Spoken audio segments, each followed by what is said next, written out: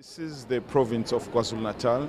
It's one of the 9 provinces of KwaZulu-Natal, but it's got very rich Zulu history, and hence we have decided to market it as a Zulu kingdom because of its natural attraction.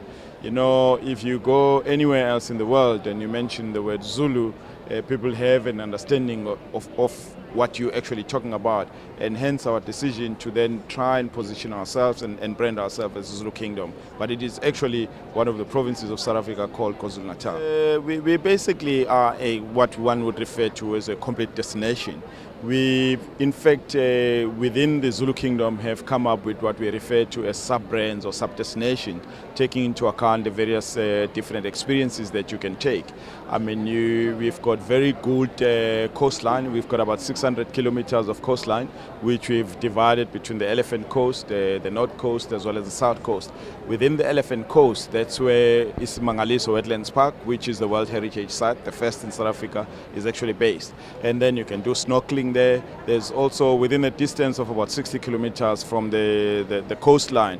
Inland, that's where you get Umfolozi Game Reserve, which is the oldest game reserve in Africa, and that's where also the black rhino was actually saved from extinction. Coming down, you go to North Coast, where you've got the dolphins, which is further up of Durban, and then you've got Durban, which is the second biggest city in South Africa, with the biggest port and the busiest port in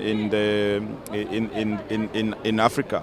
And then if you go further inland, we've got what we call Ukahlamba Drakensberg mountain range of about 200 kilometers. It's also been declared a World Heritage Site on 2 fronts because of the natural flora and fauna, as well as also there's some remains of some old Bushman writings in there, which is also a protected area, and that's one of the very few areas of its kind where the place is actually declared a World Heritage Site on 2 fronts. Yes, Durban is a host city for 2010. In fact, there's a new stadium that's actually being built. It's due for completion, I think, October or November 2009. It's on track. It's got a very iconic sort of like a pillar that hangs over it.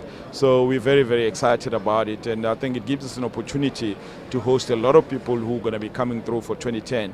What is also important to note is that since we are a long-haul destination, there is an opportunity that all these long-haul tourists that are coming through would then want to explore the province and go to different areas, and hence they would be staying substantially longer than they would tend to do, you know, if the World Cup was taking place in the European country, for example. We work with a lot of tour operators. In fact, in the UK and in Germany, which is our key source market, we've got a trade representative, people that actually work directly with us in terms of acting in our best interest. And we work very closely also with South African tourism through the offices that are based in all the different countries throughout the world.